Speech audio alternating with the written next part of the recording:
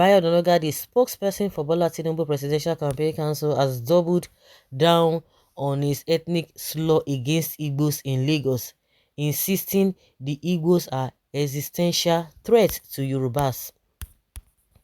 Criticized for his controversial and divisive ethnocentric statements, Mr. Onanuga in another tweet said, "Let me make myself abundantly clear.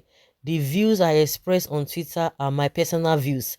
I don't owe anyone apology for addressing the existential threat of our people. I am, after all, first of all, a Yoruba before being a Nigeria," he added. Earlier on Sunday, People's Gazette reported how Mr. Onanuga in a tweet pushed outright exclusion of Nigerians of Igbo extraction from Lagos political power, marking an escalation of ethnic controversies that enveloped the governorship election of March 18th. Let 2023 be the last time of Igbo interference in Lagos politics, Mr. Onanuga said, tweeting a photo of Peter Obi, an Igbo from Anambra State who backed Gbadebo's rival, a Yoruba from Lagos, in the Saturday's election. Let there be no repeat in 2027.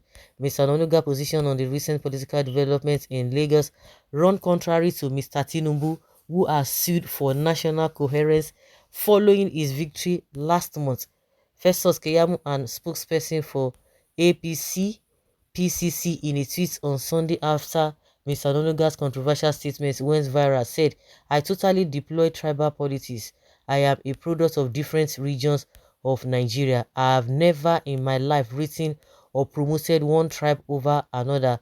Even in campaigns, no one should ever read a whole tribe, and this applies to all sides, north, south, east, west in Nigeria's politics.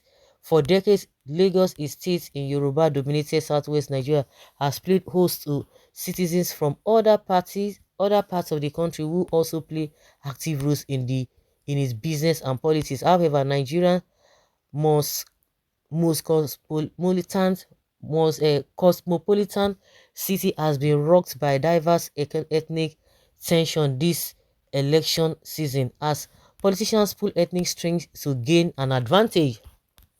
Mr. Onanuga's statement, targeted at the Igbos, which has been widely condemned by Twitter users, comes as President-elect Tinubu prepares to take over leadership of a highly polarized country.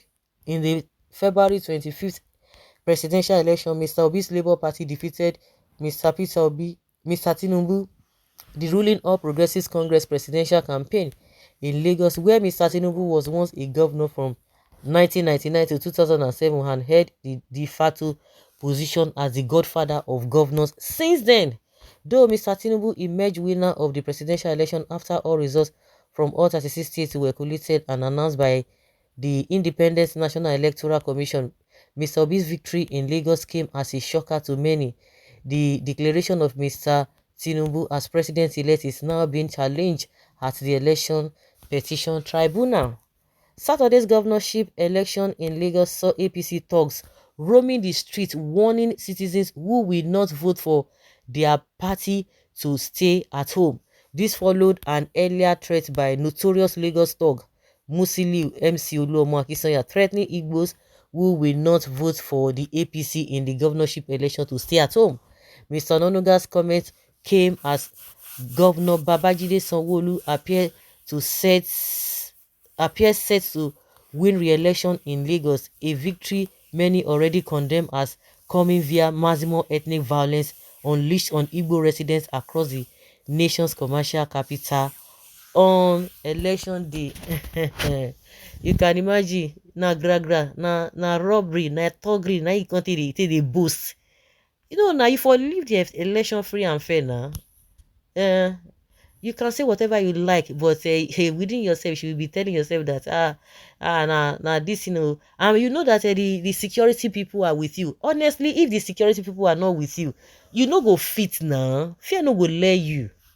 No go, but continue be boasting, something that is going to haunt you. All these people waiting na jollof rice, abi na ewedu amala, na they chop, na they sweet you so. Na ordinary food. Abi waiting, he won't go to Paris, he won't go to all the places in the whole world, finish or to be local champion in Nigeria or Lagos, as the case may be. Now that one they boga you because you guys you have left your reasoning behind. Okay, let him continue. Well, so many people grow old, but only few become wise as they grow old. Exactly. You might not reap what you are planting now because you are in government and you think you are at advantage position, but one day history might beckon on your children.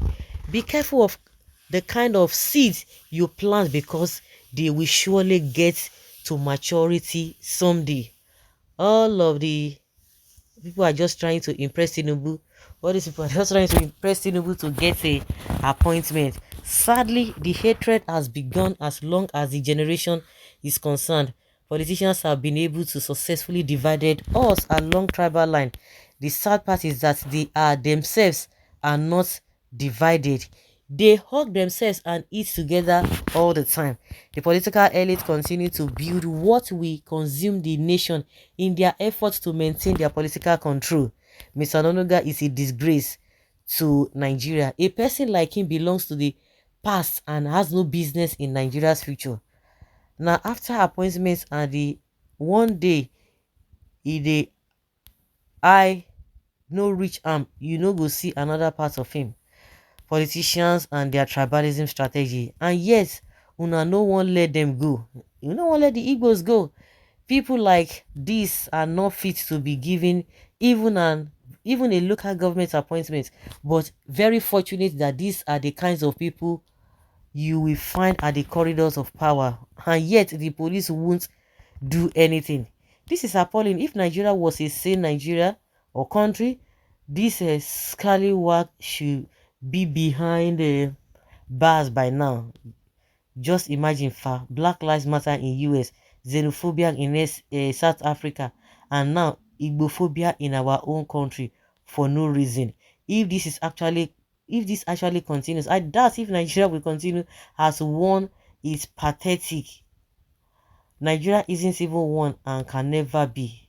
He said they are threats to Yoruba. Hey, how I wish Igbo people will just reason for once. Come back to your land. See, forget all those nonsense. See, the world is a global village. Anybody can stay anywhere.